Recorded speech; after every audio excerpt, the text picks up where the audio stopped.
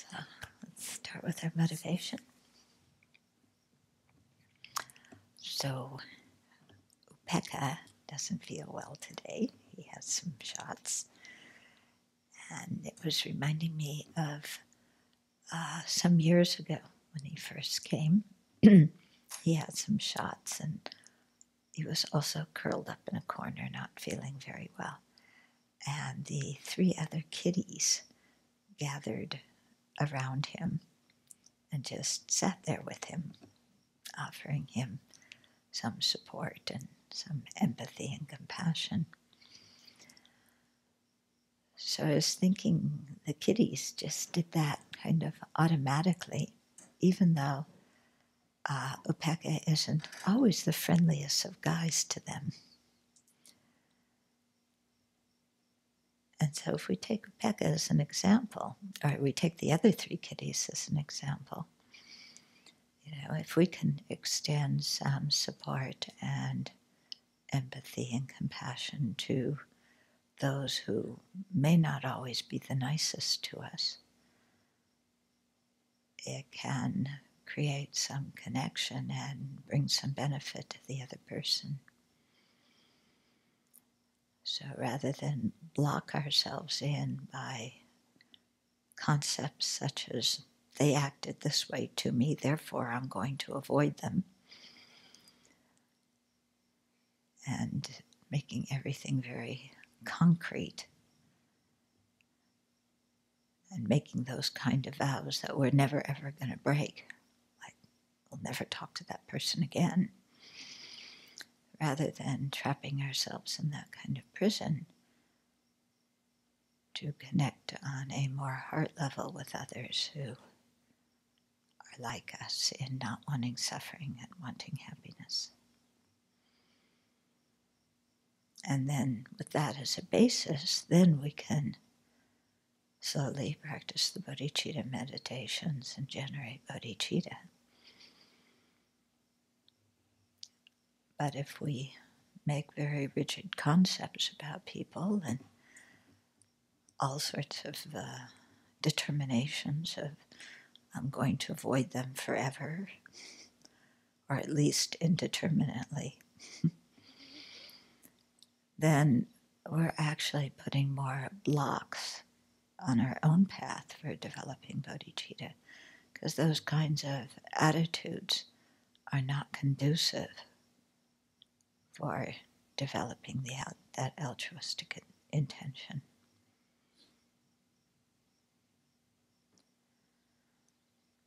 So let's go back to the beginning, which is that everyone wants happiness and doesn't want suffering, and try and connect with people at that level without making lots of conceptualizations.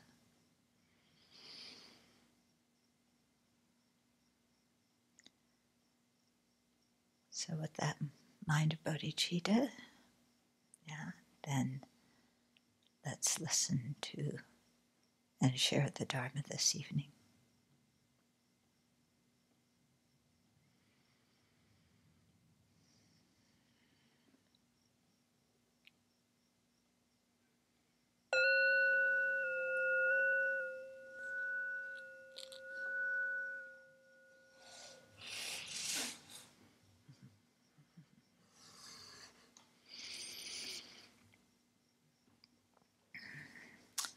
So we all face situations, don't we, where other people drive us crazy.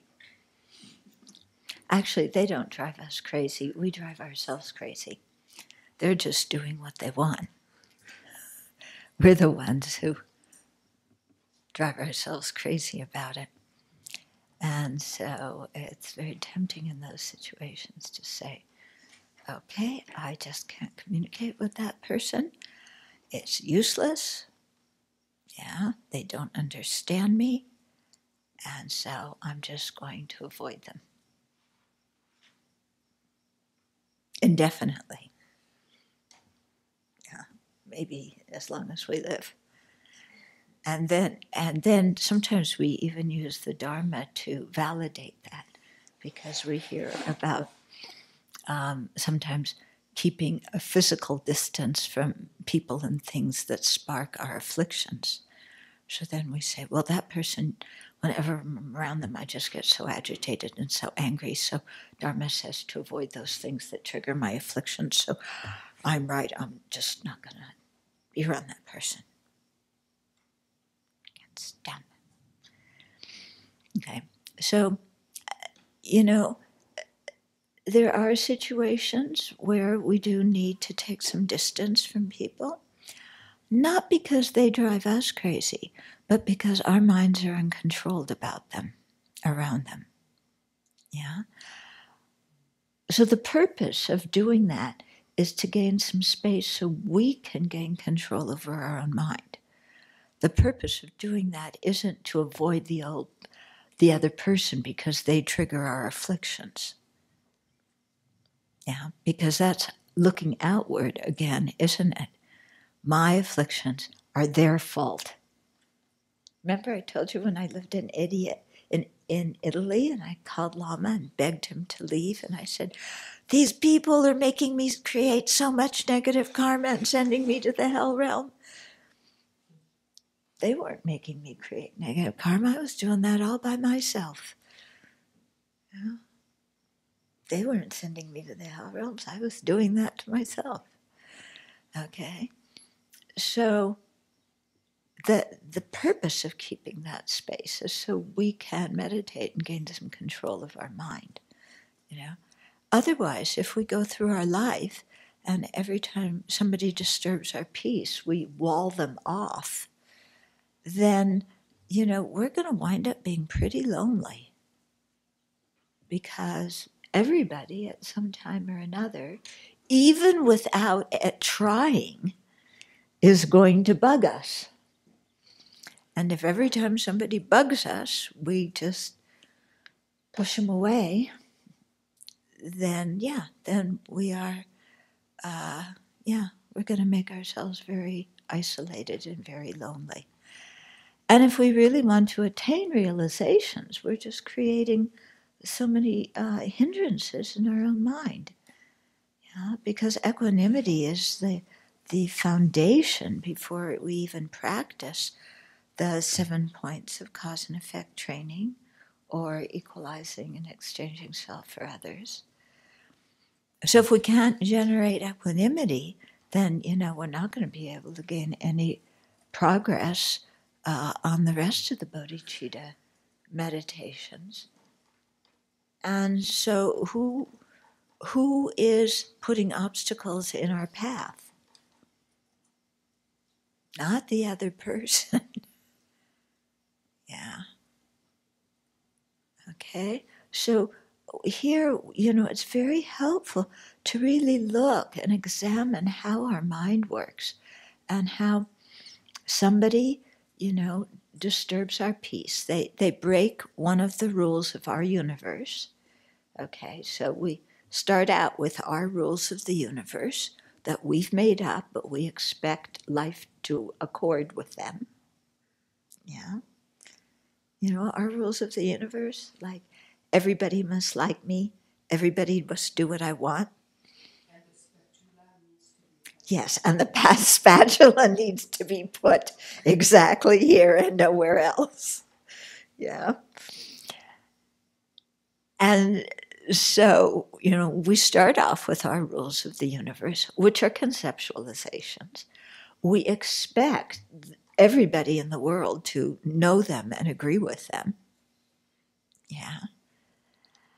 And then when somebody violates our rules of the universe, we have a whole court of law, and we arrest them, we prosecute them.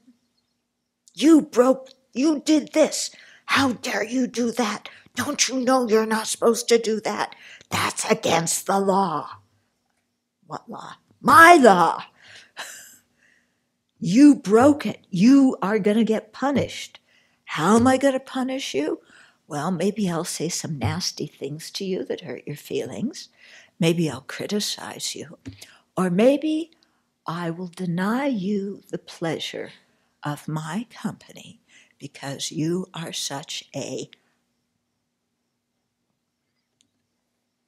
So I will just go through my day and totally ignore you.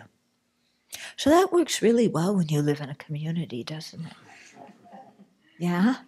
When you eat all your meals with the same people, you walk, in the same buffet line to get your food. You go to the same meetings. You sit in the same meditation hall at the same time.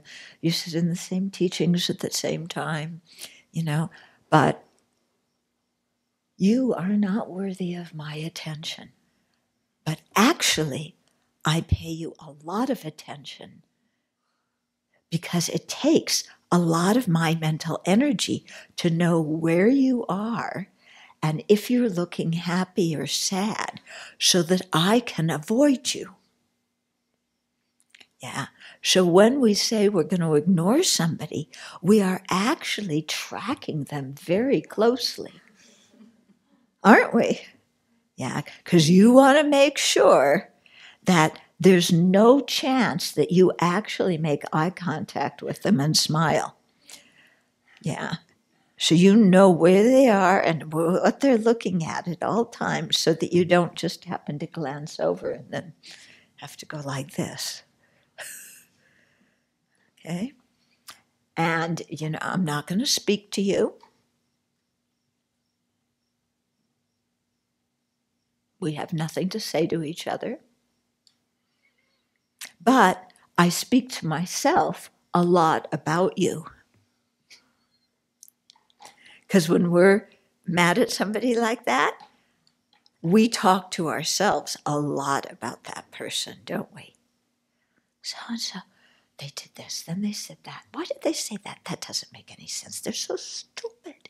Who taught them to do this? And then I can't figure out, they really need some help. Blah, blah, blah, blah, blah, blah, blah, blah, blah. We're talking to ourselves a lot about that person, but we won't talk to that person. True or not true? True.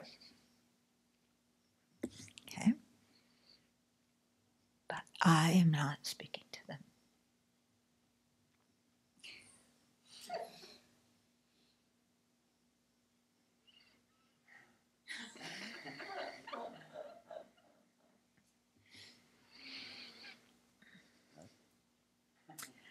I am so full of joy.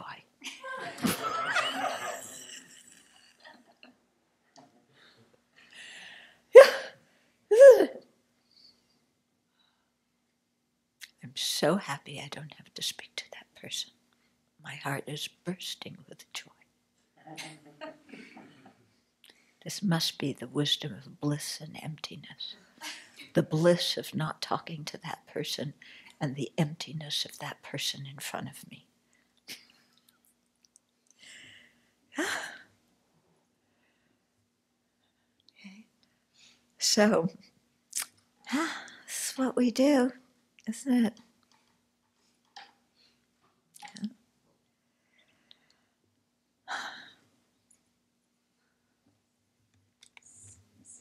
And nobody can give us any advice to do something different because they don't understand us.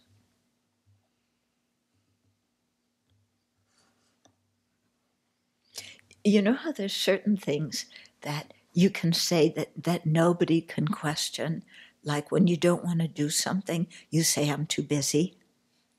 I have to do this and that, and you make up a few things. But when you say, I'm too busy, nobody can question that. Nobody can say, well, what exactly are you doing that you're too busy? No, you can't ask that. That's terribly rude. They're just too busy. So, I'm too busy is the universal excuse. Nobody can question you. Yeah. So it's kind of like that too with ignoring people. They don't understand me. Yeah. All you need to say is they don't understand me. Nobody can question that. Yeah. You say, I don't like them because they don't understand me. Yeah? It's terribly rude. I mean, is somebody going to say, what exactly don't they understand about you? You know, you can't ask that question. That's like asking, well, what are you busy doing? Yeah. No, somebody said, they don't understand me. Yeah, that's just it. Can't say anything to them after they say that. Yeah. So you let them stew.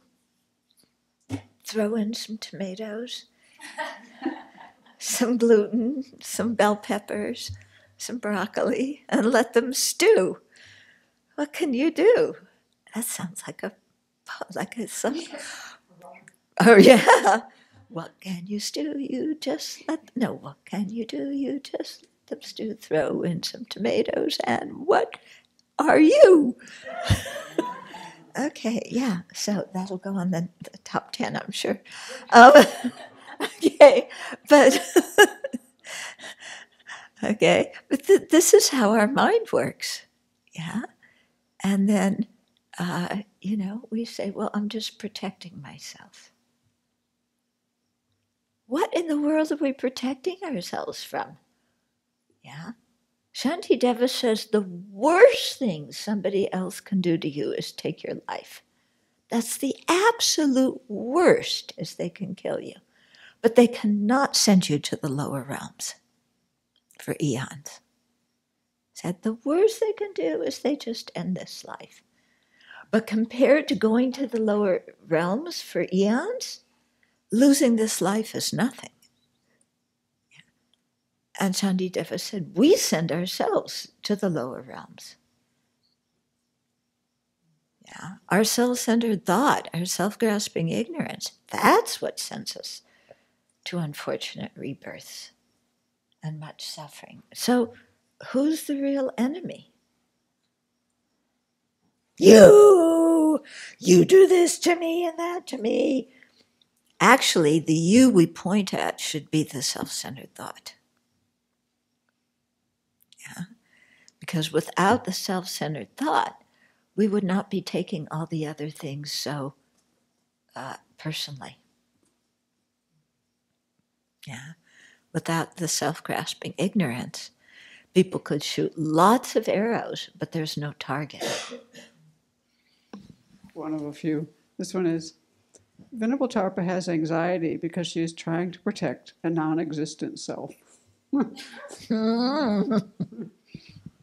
Okay, subject, predicate, has anxiety, reason. Yeah, because she's trying to protect a non-existent self, did you say? Yeah. Okay, what's the property? Non-existent self. Okay. Are you trying to protect a non-existent self? Seems to be. Okay, and what's the pervasion? Yeah, if you're trying to protect a non-existent self, you necessarily have anxiety. What do you think about that? It could always be anxiety, though, as a reaction to it. What else could it be? Fear, hatred. Okay, could be fear. Yeah, hatred. Yeah, aversion. Aversion. Is the person anxiety free, or are those other? Is there anxiety then plus those other emotions too? What is anxiety? It's like stress. It's a word that's sort of like everything. I needed a definition for anxiety.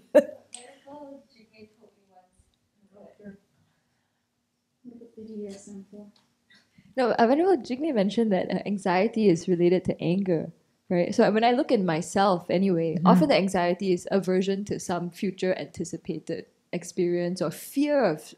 It's related to aversion, I think, in my own mind. Yeah, fear and anxiety and worry are in some ways like different levels of a very similar kind of mental factor. It's the definition. A feeling of worry, nervousness, or unease, typically about an imminent event or something with an uncertain outcome. So I usually think of it in many ways as related to attachment, because we want something to happen and we're concerned that it may not happen. Or we don't want something to happen and we're concerned that we do want it to happen. So it could be related to attachment. It could be related to aversion. Yeah, but very much uncertainty. But uncertainty is the nature of our samsaric existence, isn't it? So does that mean that we always have to be anxious? I think if we spin a story in our mind, then that's the flower bed for the anxiety to grow. Mm-hmm. Yep. Yeah. Okay, so this is all the kind of conceptual thought that sometimes the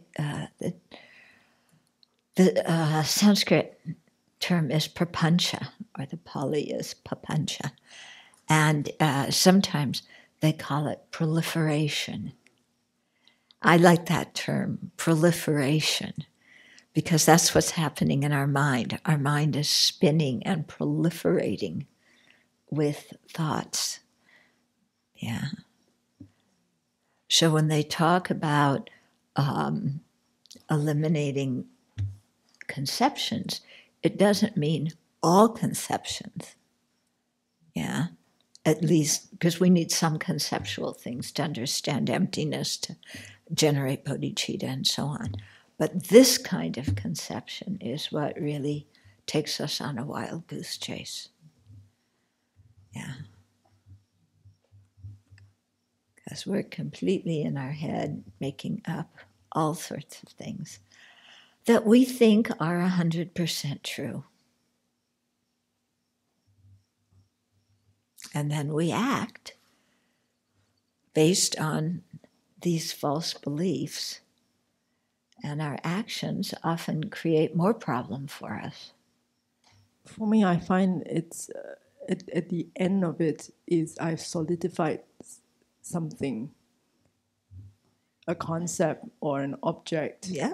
Then that becomes, and then when that grows into that proliferation, that's how the proliferation spin, because there is a focal point which is solid. Yep. Yep. There's a solid me, and then there's a solid whatever happens to be disturbing my peace. Yeah. And then the drama starts from there. Yeah. The screenplay gets written. Yeah. And there's only dukkha that results from that. You know, and meanwhile, we have a precious human life, you know, with the possibility to, you know, the opportunity to really familiarize our mind with the Dharma and understand the Dharma. And instead, we spend our mental energy thinking about all these people that are so mean to us and how we're not going to talk to them and we're going to avoid them. And they always walk this way, so I've got to walk that way. And we spend, you know, our precious human life thinking about that kind of stuff. Yeah, that's a tragedy, you know. When we talk about tragedies, that's a tragedy. We're a few paragraphs into the Chapter 10, Basic Buddhist Ontology 2. So the paragraph that starts, the point here is, okay, and so what he was talking about before is, you know, a little bit about vipassana or vipassana, how you say it in Sanskrit, you know, which is a type of meditation that is found in all the Buddhist traditions. So it is not a Buddhist tradition by itself. is a type of meditation that we practice. Volume 3 in Tsongkhapa's great treatise on the stages of the path is the whole entire volume is part of it is about serenity, and the vast majority of it is about Vipassana. Okay, so it's a meditation. It's done differently in different traditions. Okay, but it involves analysis and examining things and understanding what things are. Okay, so the point here is that Buddhist reasoning and debate also function, should be function, not functions.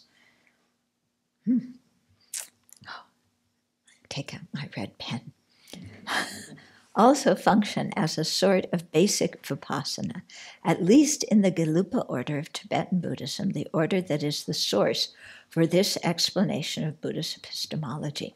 So I think this is a very good insight, and I think that when they teach the collected topics, if the Tibetans pointed that out, I think it would really help Westerners a lot.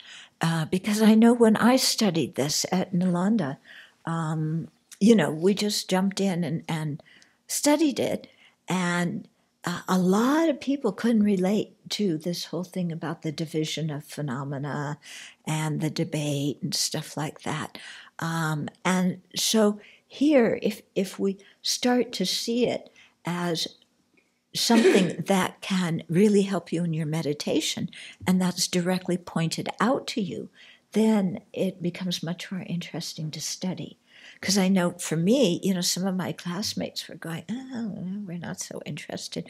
But I found the topic very interesting, and especially for me, the difference between direct perception and conceptual mind. That just, opened a big door for me in my meditation practice. So here we're about to go into, the classifications of impermanent phenomena. And especially when we talk about the objects of our sense consciousnesses, that we see directly, if we can really tune in our own experience when that is happening and see the difference between that and thinking about something, I think, like I said, for me, that really opened the door to understand the wrong conceptions in my mind.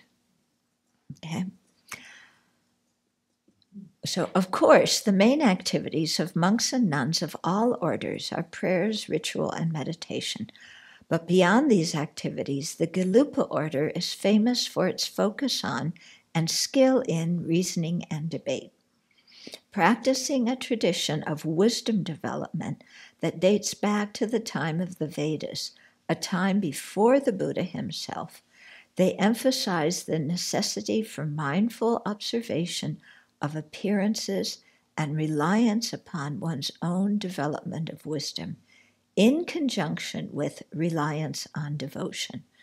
So it's a path where you have one part, one type of practice that is, a more emotional, devotional kind of thing. That doesn't mean that there's no logic or reasoning involved, but it's a more devotional or heartfelt thing.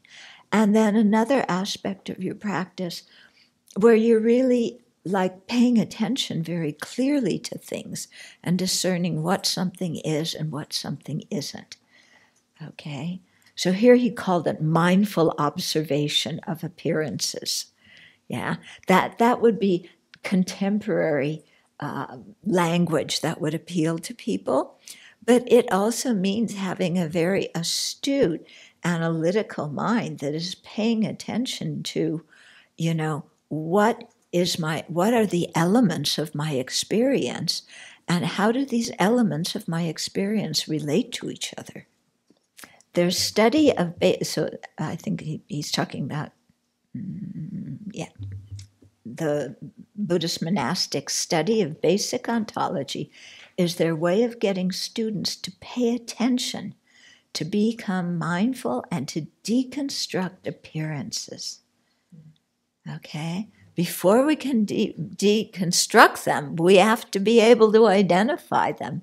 And that's here what the mindfulness is talking about. Yeah. In fact, if you look at Vipassana philosophy in such sources as Buddhaghosa and Mahasi Sayadaw, you will see that it correlates quite well with the material presented in this collected topics tradition of Buddhist reasoning and debate. So this material is an introduction to the development of insight. Okay? So I think that, as we go through and we learn these different divisions of phenomena, it's giving us a structure with which to look at and understand our own experience. Okay. The analysis of functioning things provides guidance to impermanent phenomena. The rest of the game is completely internal, what we think about. Yeah. In that regard, the challenge becomes sorting out what is a thought about an existent and what is a thought about a non-existent. Okay. Here, too, the clear observation and analysis of ordinary sense perception provides some guidance, for sometimes what appears to the senses is not really there, even though we're sure it is. Okay. And it happens so much. Yeah, it happens so much when you look down on the floor and there's this black thing and your mind goes, oh, there's an insect.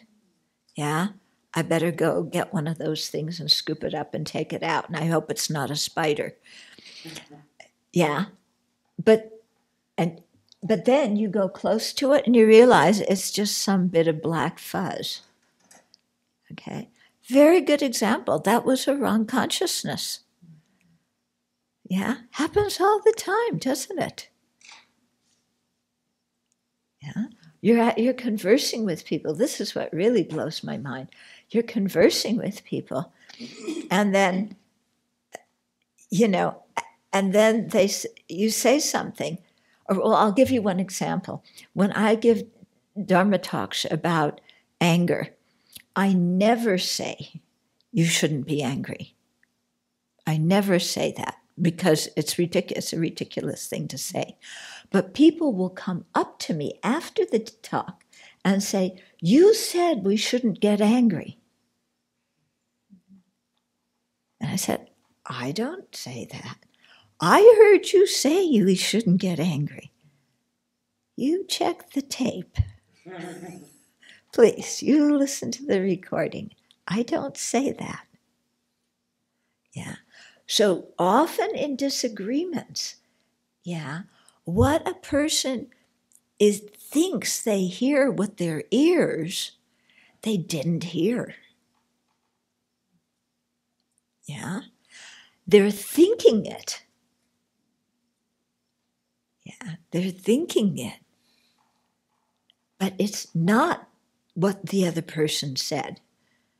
And it's not even what the other person meant. But that's what they hear. Okay. I don't think they actually hear it with their ears.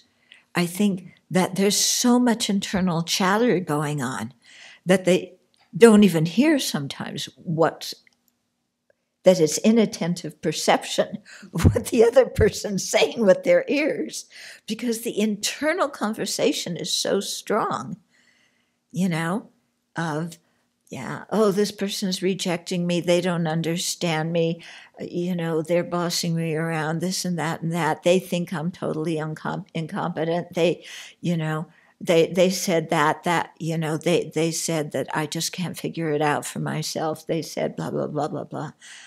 And, and I think often what the other person actually said is inattentive perception. Do you remember there's one thing in in Marshall's videos. Do you remember that, where he's doing the mediation between a husband and a wife? And it was something about he didn't want her to have power over the money because she would spend it all. Do you remember that? And it was so interesting because he would, when he did this with both partners, and one of them would speak, and then he would say to the other one, say what that one just said. And that one said, well, like the wife would say, well, he's saying that I'm totally incompetent to handle money, and he's, remembering something that happened 20 years ago that isn't who I am now. And that wasn't at all what the husband said, Or the wife says something, and then the husband flies, Marshall says to him, what did she say? And he says, oh, she says that I'm too controlling, that I don't respect her enough. And that wasn't at all what she said. So it's amazing. This is a very good example of inattentive perception. I mean, they always give the example if you're paying attention to, one thing and somebody walks across the room and you don't hear them. But this is an example that we can really resonate with, where this raw sense data doesn't even register because our mind is so full of chatter. Yeah? It's amazing. So there it is, some sense data that could be a direct perceiver if we paid attention to it. But instead, there's this conceptual mind going round and around. If I remember correctly, Marshall was saying in that once you get both parties to actually hear what the other said, then you only have a few minutes left of solving your problem. Yep. Yep. And mostly probably because you've gotten over this internal hurdle. Yeah. Yeah. Yep. Okay. So Purdue gives a good example here.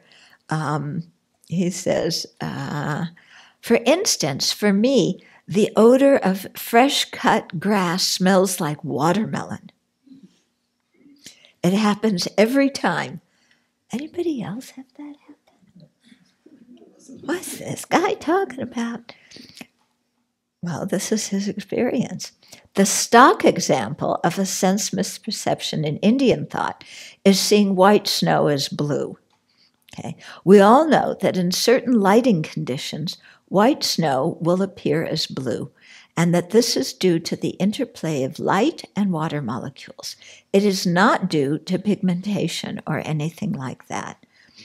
The snow remains white, but because of the structure of the water molecules, it looks blue, like the waters of blue seas, which is pretty much clear, handful by handful. It's true, isn't it? When you look at the water in an ocean, it looks dark blue or whatever. It's actually all clear. So the appearance of dark blue is a mistaken appearance. Yeah. Indeed, if you take a photograph of snow and it appears blue to the eye, it will appear blue in the photograph for the same reasons that it appears blue to the eye. But when you go up into the mountains to get a closer look at this exotic blue snow, you cannot find it. If you do not like this example of sense misperception, perhaps you have one of your own, such as smelling fresh-cut grass as watermelon. These things happen all the time. It is just important to notice that they do. For instance, if you just move your lower eyelid a little, you can make it appear as if there are two of a single thing that is before you, like a light, not just one. Okay, so what are some examples that you've had of these kind of incorrect sense perceptions? I'm continually caught off guard when we make granola. It smells like chocolate chip cookies. Yeah. It's immediately a picture of a cookie in my mind when I come up the stairs. Yeah, yeah. That's like smelling the grass like watermelon. You smell the granola as cookies. I do that too. Yeah. Yeah. Cataracts make everything yellowish. Yeah, yeah, it's a wrong sense perception. Things are not that yellow. The snow only appears white for the same reason, because of the way the light plays on it. There's no pigment that's white there either.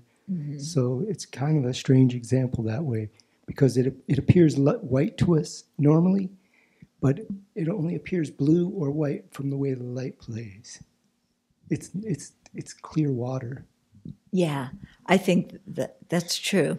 So, yeah, so is the snow actually white? Is the snow clear? It can't be clear, because if it were clear, we wouldn't know if it was there. So it must have a hue. I think it's only if it appears blue, it's blue. If it appears white, it's white, because it's just the way the light bounces off of it. Okay, Which light is reflected? You talk to the people in here. I'm not going to argue with that one. Okay. The inner ears are a little funny, and so if I go in a boat for a long time, or when I was a kid, when I'd play in the waves for a long time, then when I got out of the water, I'd feel like I was swaying for hours when I wasn't. Yeah. Okay. Sometimes when you hear the peacock, our neighbor's peacock, does it sound like a cat to you? Yeah. Okay. Yeah. So all these kinds of things that, they're not unusual. You have one? Anytime you're in a train that's stationary, the other one starts moving, you're like, what, are we? Yes. What's going on? Yeah. Are we moving or are they moving? Yeah. Thus, Buddhists use basic Buddhist ontology as their introduction to Vipassana, or special insight training. Do not think that the place of reasoning and debate in Buddhism is merely for intellectual elaboration. This is very important, because unfortunately, many people get that idea, okay? That it's just very, intellectual blah, blah. And to debate is just to win an argument and bolster your ego, and that's not it at all. The whole system is geared towards developing special insight for the sake of liberating beings from suffering. So if that's the purpose of it, then thinking it's just for intellectual fun, then we're really way off. Of course, philosophical analysis and debate in support of developing special insight is not employed just to become more mindful about impermanent phenomena and functioning things, but it also applies equally to all phenomena, including the permanent objects of our thoughts. But the first part of his sentence, that the philosophical analysis, in support of developing Vipassana, is not just to become more mindful of impermanent things. Yeah. So the purpose of learning these categories, and the purpose of Vipassana itself, is not just so that we can be more exact in identifying what our experience is. It's not just, okay, now I'm lifting my arm, now I'm pushing my arm forward, now I'm lowering it, now I'm opening my mouth, now I hear my voice come out, now I hear the other. It's not just that, yeah? Because just paying more attention to your sense experience simply so that you can track it and identify it, how does that generate good qualities that lead to liberation? Okay, so that's not the purpose. Yeah, the purpose is when you can identify these things, then you start, what are their cause? What are their nature? What are their result? How do they relate to each other? How do I think they relate to each other? Do they really relate to each other in that way? Okay. But to do that analysis into their nature and their cause and their result, then you have to be able to identify them.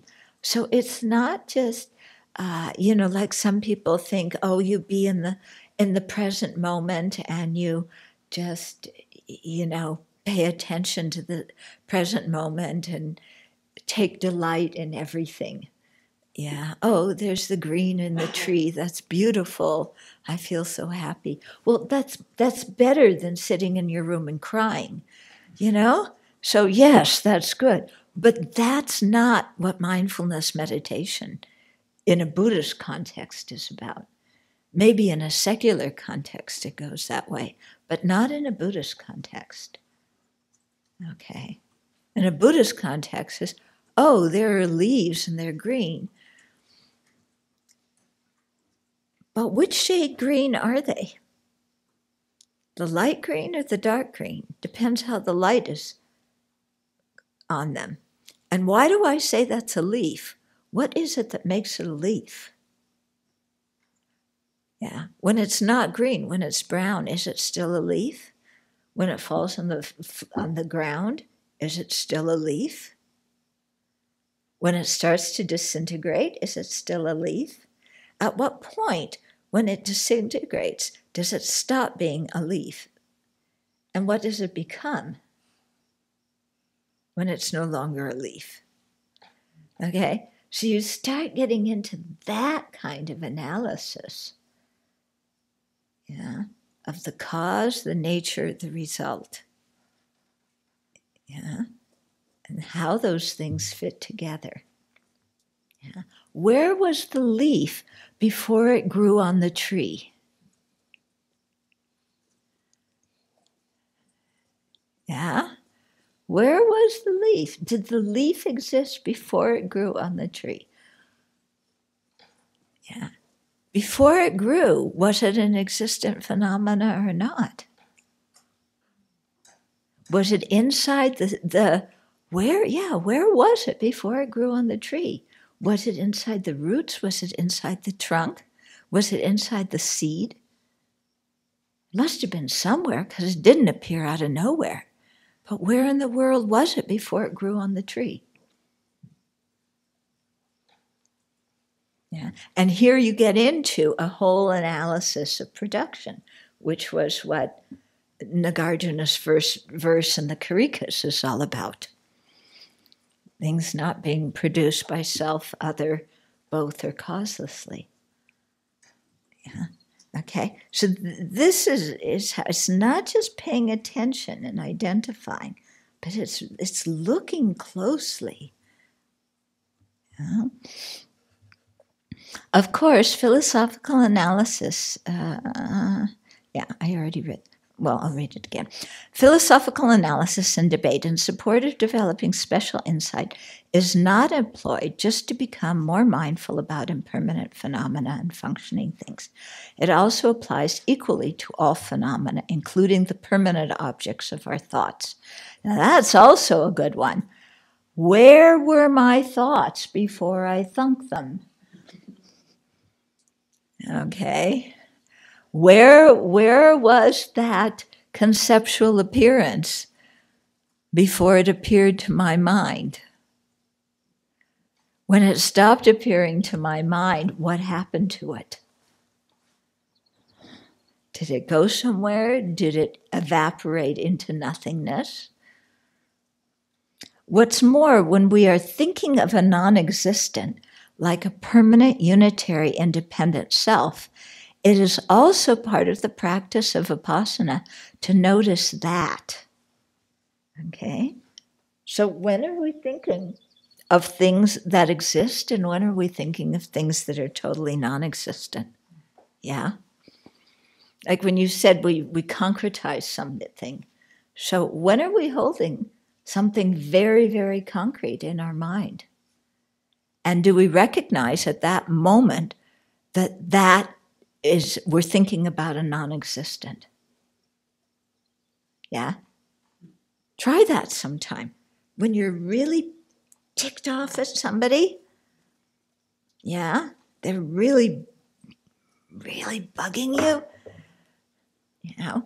They're bugging me, they don't trust me, they're blaming me for things I didn't do. Yeah. And try thinking, I'm thinking about a non-existent. Your mind goes, no, I'm not thinking about a non-existent. That person really is like that. Then you start analyzing. Is that person really like that? Through and through, all the time, that's all they ever do is bother me? Yeah? Their sole purpose in life is to bug me? That's all they're doing, even when they're sleeping. Yeah? Even when they're petting the cat, they're bugging me. They're not understanding me. They're ignoring me. They're blaming me. Yeah? So check, Who is that person? Because the way they look to our conceptual appearance, what was that conceptual appearance that we have of them is, that's their whole life, isn't it? Their whole life is about doing whatever they can to disturb me. Yeah? Like somebody came out of their mother's womb and said, my purpose is to drive Tupton children crazy. Yeah. Maybe that's a wrong perception, a wrong conceptualization. Okay? So this is, you have to notice it, and then you apply analysis, okay? Yeah. Still, the place to begin is with functioning things, for we are drawn to functioning things, external and internal, like a moth to a lit candle. So this comes up in our Dharma training a lot, how we relate to sense objects, And so much of the basic Buddhist teaching, especially in ethical conduct, starts out with how do we relate to sense objects and guarding the mind. Yeah? Because when we don't guard the mind and we just expose our mind to all sorts of things, then it really affects our mind. Yeah. And so it's very important when we start we're paying attention to functioning things here, because, that's what our life, is so about. I mean, how often do you contemplate permanent space during the day? How often do you contemplate cessation? Yeah. No, we're always, everything, our mind is like, we are in the desire realm, which means we have desire for sense objects. And our mind is directed outward most of the time, to objects of sight, sound, smell, taste, touch. Yeah? And then perceiving those objects, then our mental consciousness jumps in and starts the storytelling. Okay, functioning things.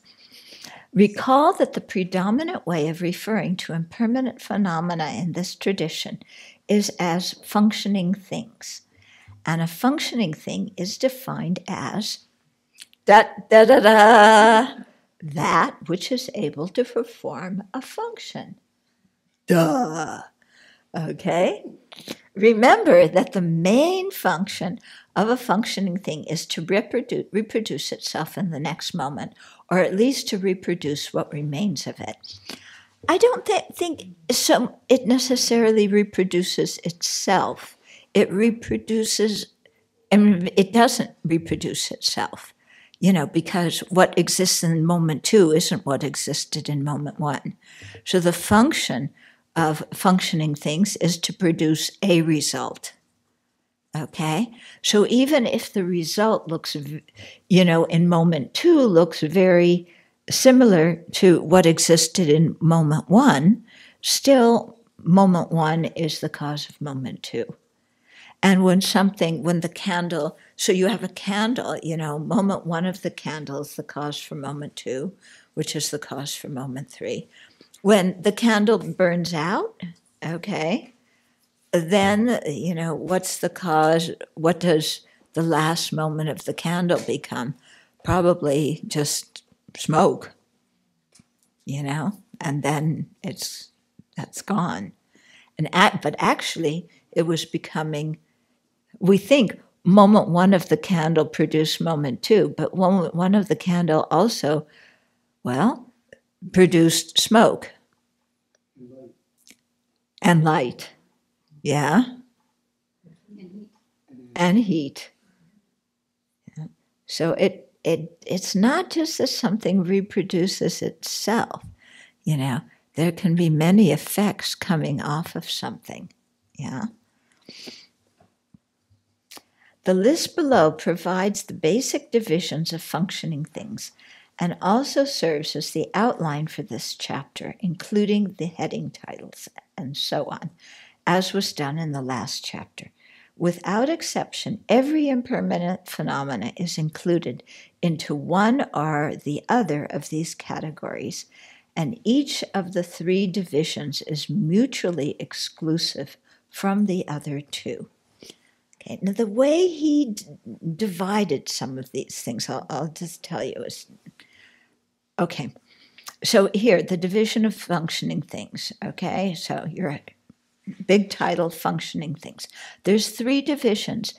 He said matter, and then consciousness, and then he translated the other one, non-associated compositional factors.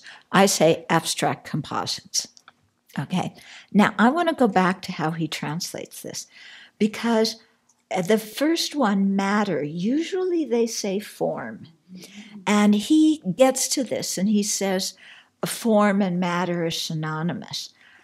But I don't think they always are, because there are forms for mental consciousness.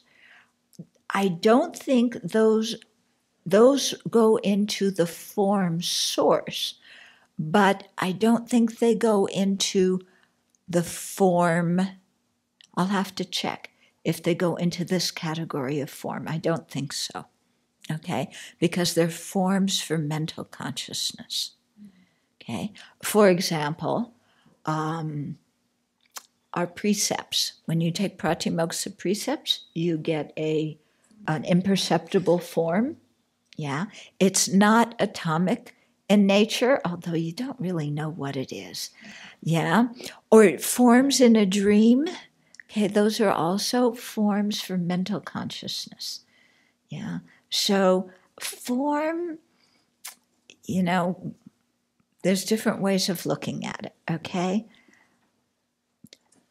Okay, then the second one, before I go back in the types of, let's go through form first.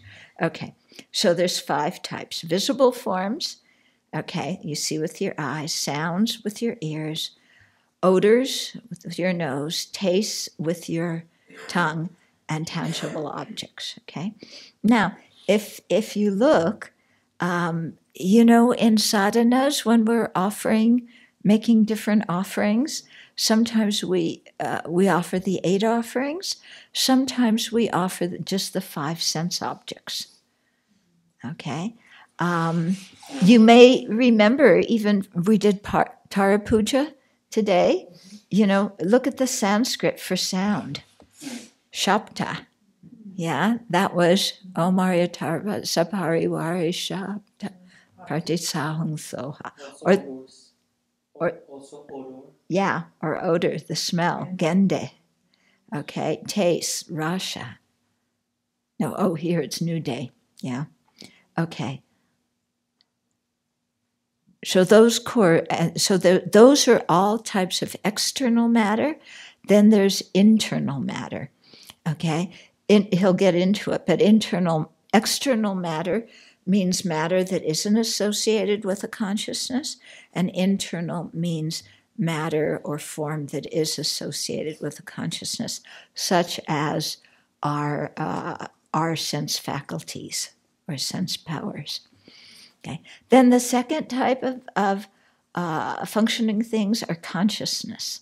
Now here, he divided them into mental consciousness and sense consciousness. That's not the usual division. It's usually into primary consciousness and mental factors.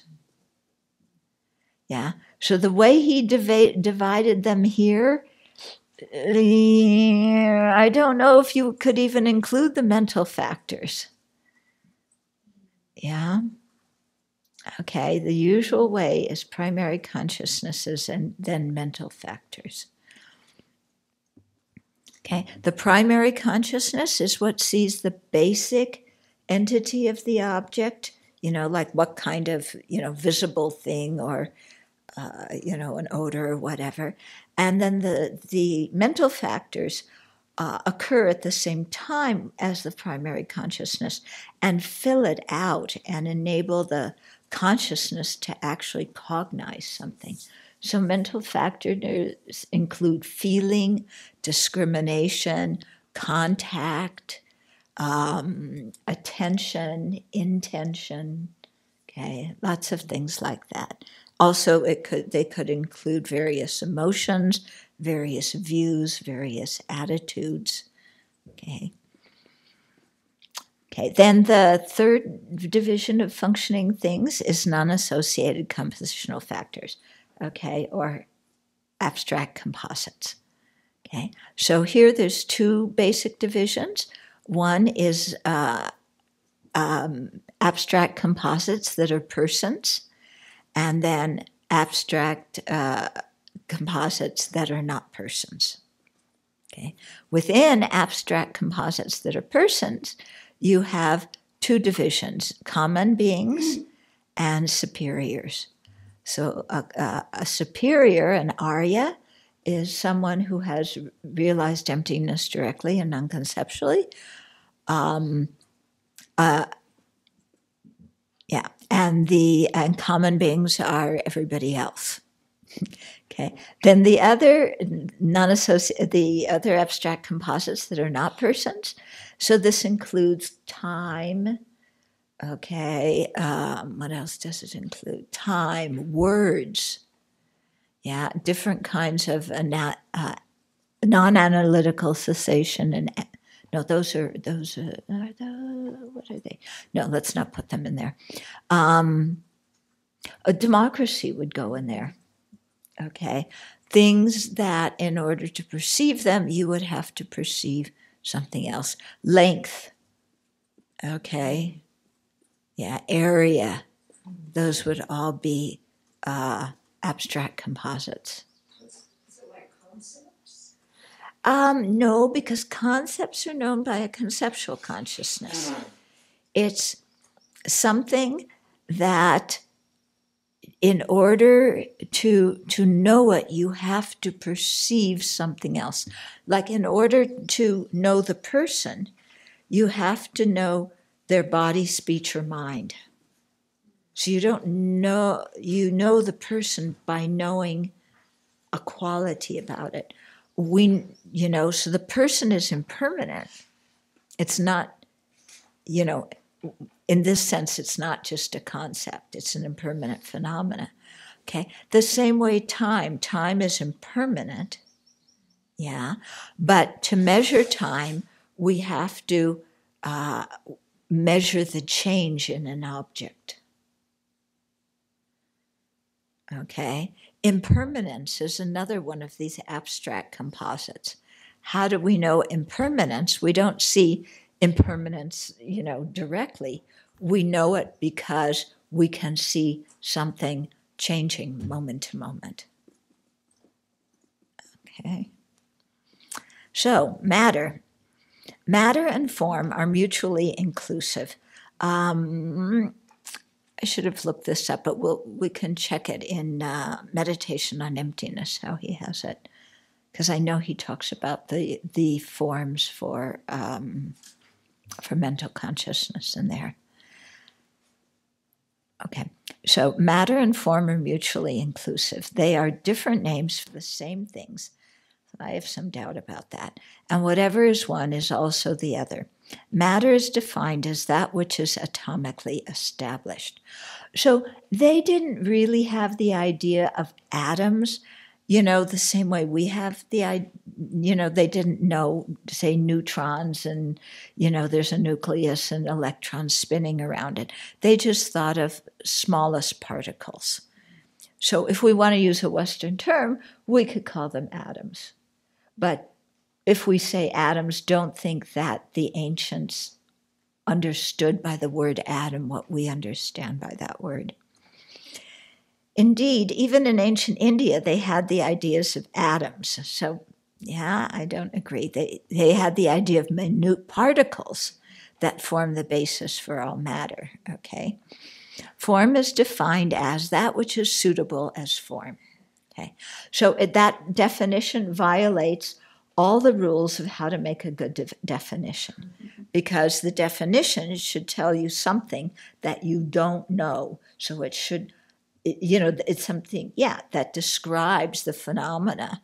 And it should, if you're to identify what the phenomena, the definiendum is, the definition should tell you something that you already know so that you can gain knowledge about what you don't know, which is the definiendum. Okay, so this is what they're doing, when we always ask about it. Why do they call form that which is suitable to be formed? Well, the answer is they're just appealing to what we all commonly know, assuming that we all understand what form is. Good assumption.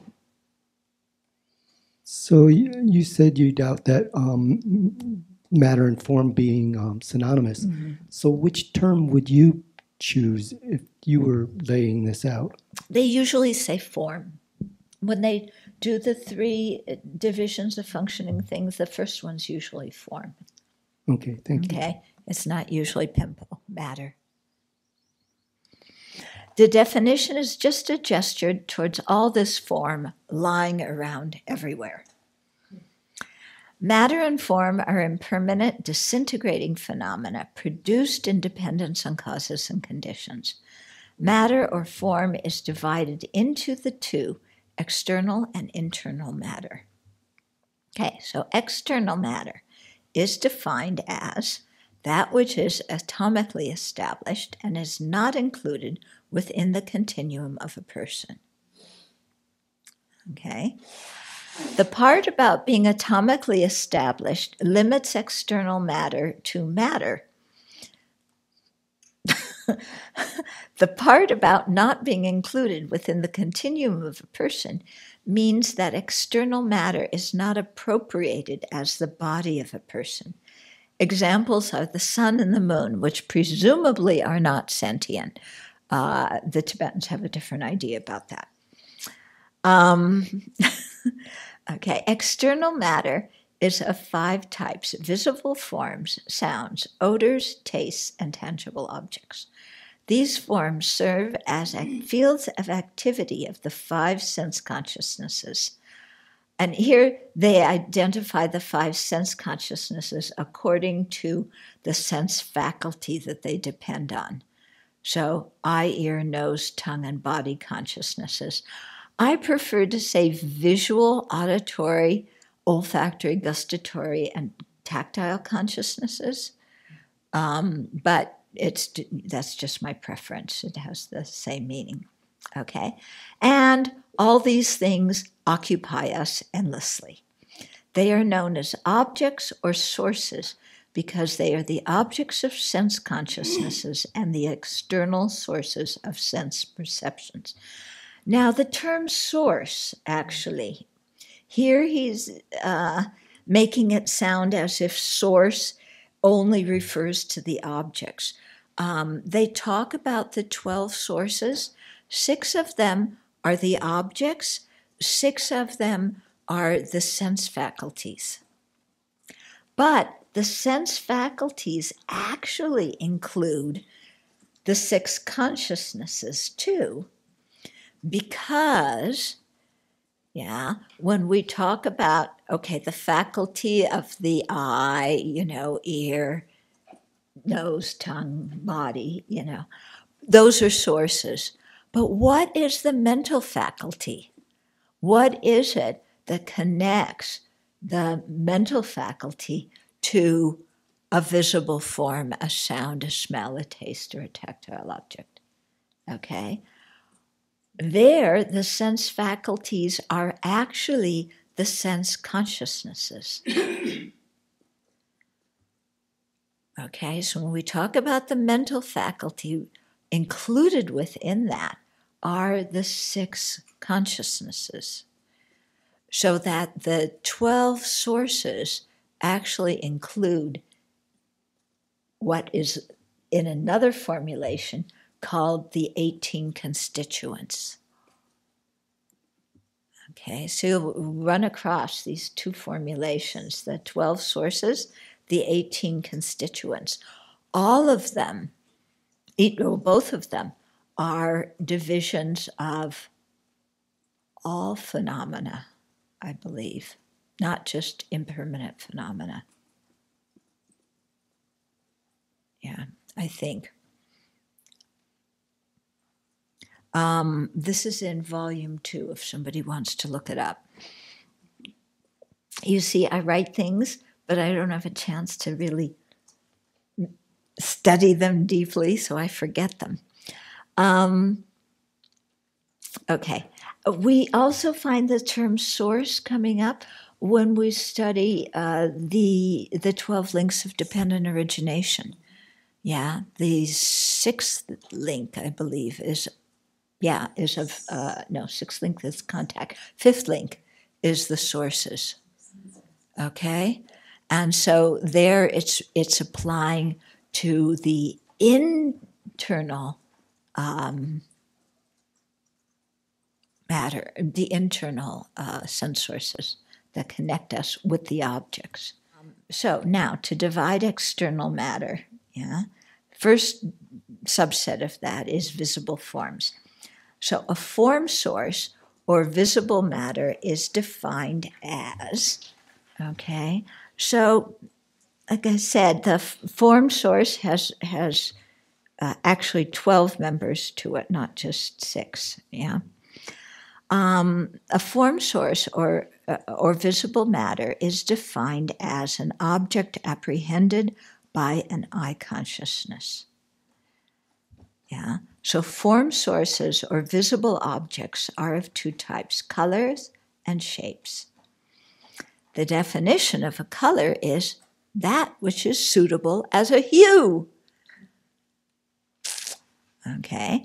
This definition, too, is just a gesture toward the many colors around us. The definition of color serves as the universal template for defining all types of color.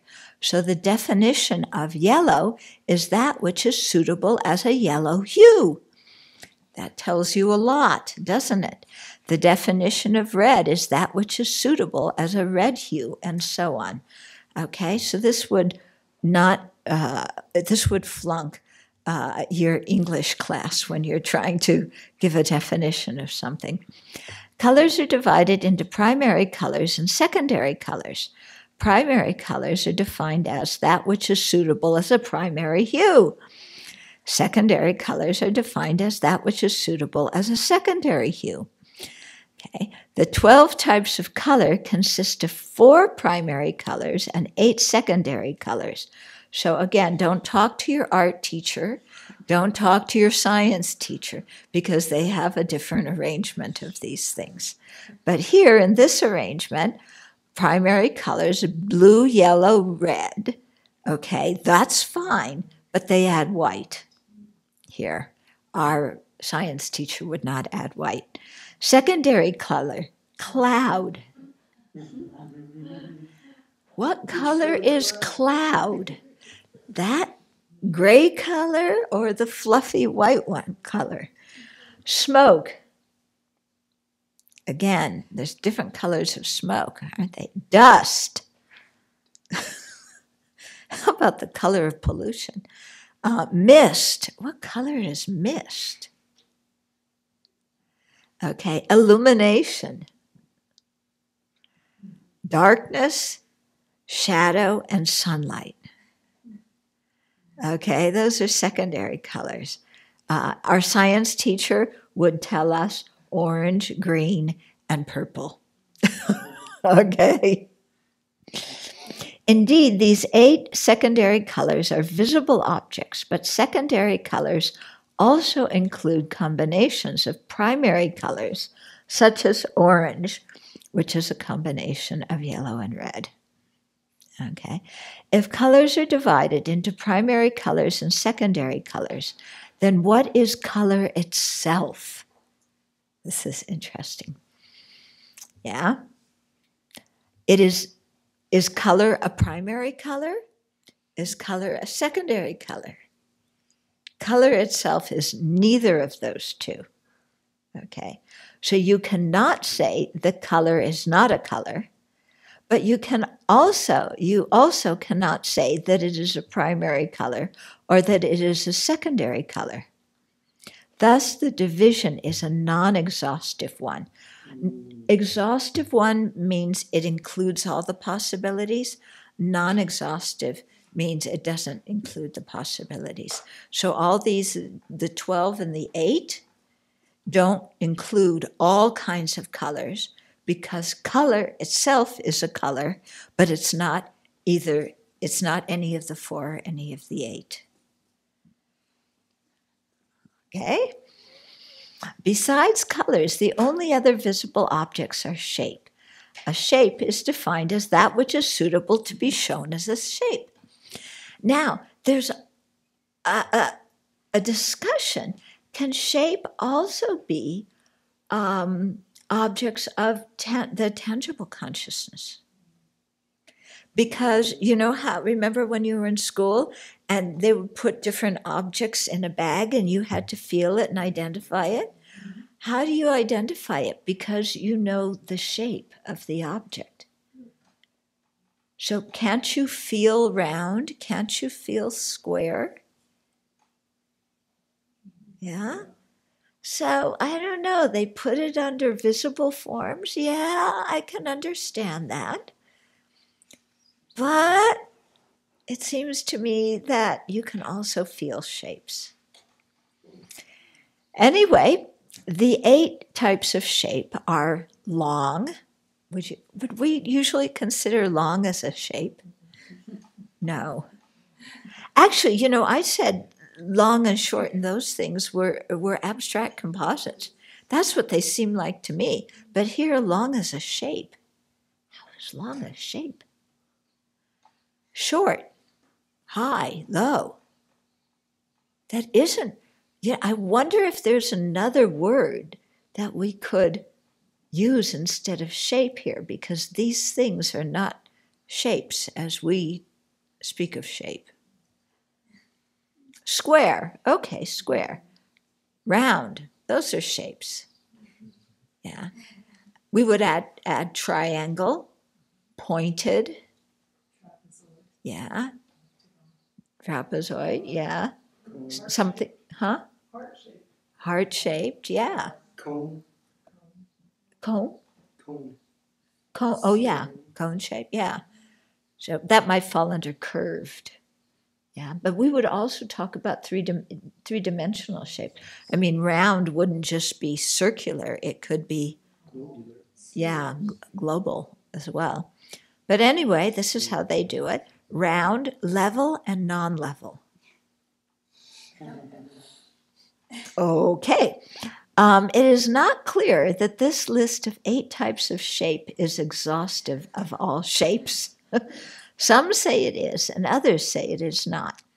It seems to me to be exhaustive because from whatever your perspective, some shapes are high or above you, and others are low or below you. No, some are equal with you. That would be level, probably. No. Anyway, that would include most everything. If not, then certainly the dichotomy of level and non-level shapes should include all shapes. No, because level would mean flat and non-level means bumpy.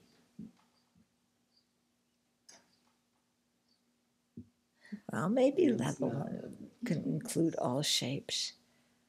I don't know. Anyway, what I'd like to do is I have meditation on emptiness on my computer. Let's look that up right now so that we can not have to do it later and find the answer now. Okay. Yeah, about form sources and about forms for mental consciousness. Okay, so here he says, etymologically a form is so called because it is suitable to become an object of a sense consciousness upon aggregation of other causes, such as the presence of an eye sense. However, because there are forms that are perceived only by mental consciousness, this explanation is merely an etymology and not a definition. Okay, forms are divided into 11 types: the 5 physical sense powers, the 5 objects of the senses, and forms which are objects only of mental consciousness. Okay, so it could be that Jeffrey's division here is according to Prasangika, and Purdue's division is according to Sautantrika. That would make sense, okay? Because here it's not just the 5 objects and 5 faculties, but it also includes the forms which are objects only of mental consciousness. Okay, you want to hear something about those kind of forms? I think it's quite interesting. So, forms for mental consciousness. One is form arising from aggregation of the 8 substances. For example, a single particle. So a single particle is composed of earth, water, fire, air, and then the 4 derivatives, but it's not an object of visual consciousness because it's too small. So it's one. Space form is the appearance of clear space only to a mental consciousness. Okay, so that appearance of clear space to a mental consciousness is a form for mental consciousness. Third, form arising from promises or vows. Okay, so those could be like when you take a pratimoksha vow, ordination, you get an imperceptible form. There's other kinds of quote, quote, vows, or, too, but we won't go into that. Then the next one is imaginary form. For example, a horse, elephant, or a house in a dream, or a non-actual meditative object, such as an area filled with corpses. Okay, so you dream, all your dream objects are forms for mental consciousness. So it's interesting, they're given the status of forms. Yeah, I always would think of them as a conceptual appearance, but here they're forms for dream consciousness. And the other one is a meditative object, such as an area filled with corpses. So when we do the mindfulness of the body, there's one meditation, where you imagine that your flesh falls off and then your skeleton increases and it multiplies until the whole universe is filled with bones. Yeah. So when you are imagining that, that's definitely a conceptual appearance. But if you develop serenity on that, then those become actual forms. They're forms for a mental consciousness. Okay. I wouldn't call them, none of these things are atomic. Yeah. So I think Purdue's thing is from the Sautrantika view. And then the last one here is form for one with meditative power. For example, earth or water appearing to one in isolated meditative stabilization on earth or water. Okay, so if somebody, remember when we were going over concentration and we were talking about the kasinas as objects, you had the 4 colors and the 4 what do you call elements and things like that. Okay, so when you develop serenity or even the dhyanas on that, then again those become forms for mental consciousness. You know, I think when you the meditation on the Buddha, when you start that, it's a conceptual appearance. But I think once you generate, serenity or dhyana on that, it would become one of these forms too. A form for one with meditative power. But doesn't the conceptual appearance need an object? No, the conceptual appearance, yeah. But remember, that's what appears to a thought consciousness. Right, I get that, but it's hard for me to think of it. I think of that more as a process of the mind, so it needs some kind of object. There always be an object that is a conceptual appearance. Well, you have a conceptual appearance of the Buddha, a conceptual appearance of a table. Right. So it's always a conceptual appearance of something. Right. So Yeah. it would be a conceptual appearance of a form source.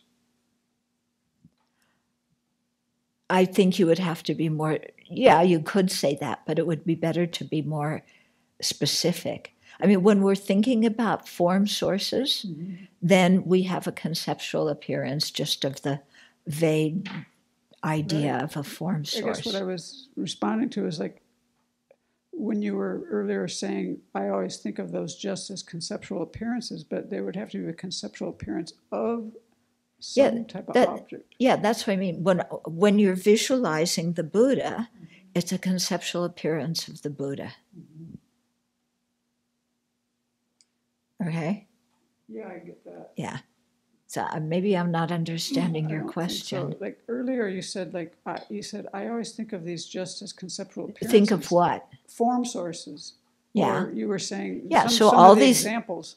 Some of these examples. I don't think I said all of these form sources as conceptual appearances. Right, but I some think of them. I said I think of dream objects as conceptual appearances, but that's the way I used to think of dream objects, that they were appearing to a conceptual consciousness. But here it says, no, they're not appearing to a conceptual object consciousness. Dream objects are appearing to a mental consciousness, and they're included as forms for mental consciousness. Okay, I see what you're saying. Actually, I just read recently in Mind in Tibetan Buddhism that I think they were under conceptual, but Tsongkhapa thought that some of them could be mental. Yeah, well, they're objects of mental consciousness. They're Or I guess forms for the I'll mental find consciousness. it maybe. Yeah. So here, by putting them there, then they're things that could be directly perceived. Yeah. Said that they were generally conceptual. You need to find what you read and bring it in. So, because sometimes we read something and we mix different things together. So find what it is and let me know, okay?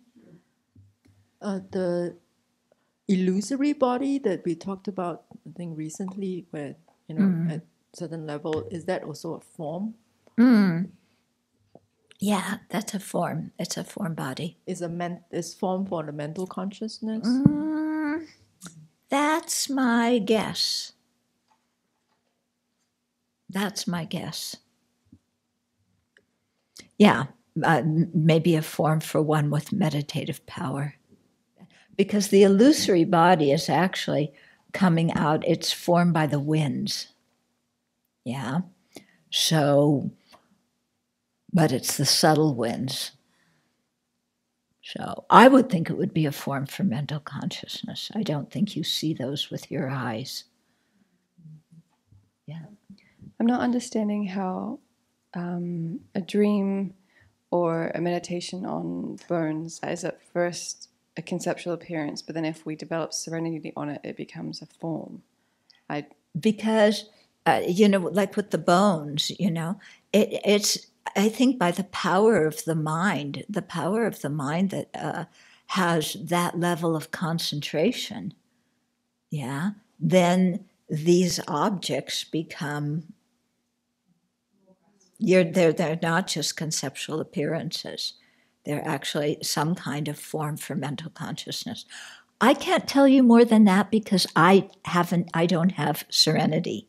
So maybe what you can do is check some sources and see what you can find out about them. Okay? But I can't really tell you more. I had an experience in a dream. A shark came and he bit me. Mm-hmm. And I wake up feeling the bite in my arm. Yeah. And I was puzzled by that. How come I'm feeling this? I'm awake and I'm feeling the bite in my arm. Yeah. And somebody says, because she says, that person said something about having a strong mind or something like that. Is it in the relation of what you're talking about? No, I don't think so much. I mean, the shark that you were dreaming about was a form for mental consciousness. But often when we think about something or imagine something, it can induce a physical sensation. Yeah. Like if there's a certain smell that makes you queasy, if you just even think about the smell, you start to get queasy. Okay. Maybe you get squeezy too. I don't know. Okay, yeah. If you have a pain in your arm while you're sleeping, you can dream about something causing it too. It can be the other way around. Somebody could Sure. tickle you and you could dream that you have a fly on your face. You know. Yeah. It could easily be. Mm-hmm. Mind and body affect each other. I found the quote that I was talking about. Okay. It's in the Mind in Tibetan Buddhism in the section on wrong consciousness, isn't it? And it's just the very last part. And it says, there's a discussion as to whether dream consciousnesses are conceptual or non-conceptual. People tend to think they are conceptual. However, Tsongkhapa does appear to say at one point in his Ocean of Reasoning explanation in the Nagarjuna's treatise on the Middle Way that there are non-conceptual ones as well. Mm-hmm. And that's, I think they don't have much more in this book about them. Yeah. So I just kind of assumed from that they were considered conceptual. But I don't know. Yeah, that's interesting that it said that. Because read it again, because it makes it sound like maybe some are conceptual, but they could also be non-conceptual. But here, they're definitely placed within forms for mental consciousness, which would be non-conceptual. So maybe there are some conceptual ones too. I don't know. Back to the definition of matter, on page 231 of Meditation on Emptiness, Jeffrey points out that since established atomically is the definition of matter, it can be said that the Prasangikas do not accept matter. Right. I mean, what you're pointing out just now, the differences in the... Sorry, that just makes my mind go, woo. Okay, well, because when you think of atomically established, then you think of inherent existence, some smallest particles that inherently exist. Definitely the Prasangikas wouldn't accept that. Yeah. Yeah, that's the problem with saying matter, is as soon as we think matter, it's like out there, objective, unrelated to the mind. Okay, I think that is it for today.